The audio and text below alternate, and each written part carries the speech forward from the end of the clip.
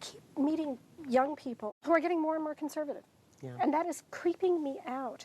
You know, where you get these younger men in their 20s who seem to think that they're the ones who should tell women how to live and what to do. And of course, the obvious subjects come to mind, like abortion and all that.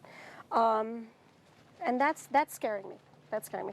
I've also noticed that women in their 20s now are taking their husbands' names when they get married. What is that about? Oh, come on. Oh, stop it. Oh, please. Oh, I would never take a man's name. I don't think, stop. I don't know. I always thought the idea of hyphenating the names was a nice way to go because. But you both hyphenated them. Yeah, that's what I'm saying. Both people would hyphenate because you're merging two. I know it's families. a personal choice. It's I know. All right, personal it's a personal choice. and I think it's nice. And I think it's nice. Still think. I think that either way is totally fine. I think it's nice when you've got a family and you've got a kid that's there and he doesn't have to give 3 names as his last name. Deb, I'm just going to have to disagree with you on this.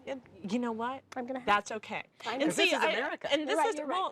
the other part of it is what you were saying as far as, people having a certain viewpoint and just getting that viewpoint across and why it's nice to talk to those guys. To me, not enough people are talking about politics. The problem for me with the whole political process is it's about taking sides, and really a lot of things lie in the middle. You know, it's not so black and white. You know, talking about the freedom of choice. For women, the freedom to have the abortion, whether or not they want it.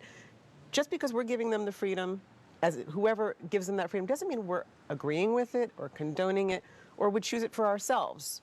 Right, it's pro-choice. It's pro-choice. It's not pro-abortion. But pro-choice is not anti-life. Right.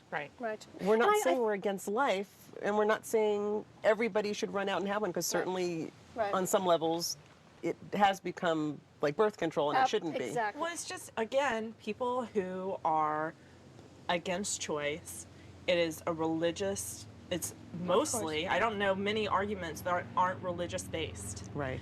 You know, it is the taking of a life, and that's, and it is taught by the church that is wrong. We have separation of church and state, and it should not be a church-based issue.